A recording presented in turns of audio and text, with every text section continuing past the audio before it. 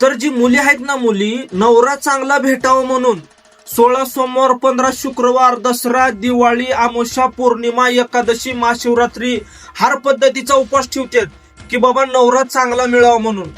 ठीक आहे, तुमच्यावर देवानं दया करून नवरा चांगला दिला बी, सासूचं कसं करता? तिनं जगू देते का? हा एका जाग्यात बसू देत नाही, कामावर काम सांगतेय, चुगल्या करतेय. सासू नंद एकत्र झाल्यावर तुमचं पार का असं संडासच्या भांड्यावनी हाल होते. ते कोण बी येते हाणून जाते, कोण बी येते बोलून जाते. म्हणून मी काय म्हणलेलो आता, नवऱ्याचा जी उपास ठेवण्याची प्रथा आहे ती मोडा. मला वाटते तुम्ही सासूसाठी उपास ठेवा. आता सासू चांगली मिळाली पाहिजे.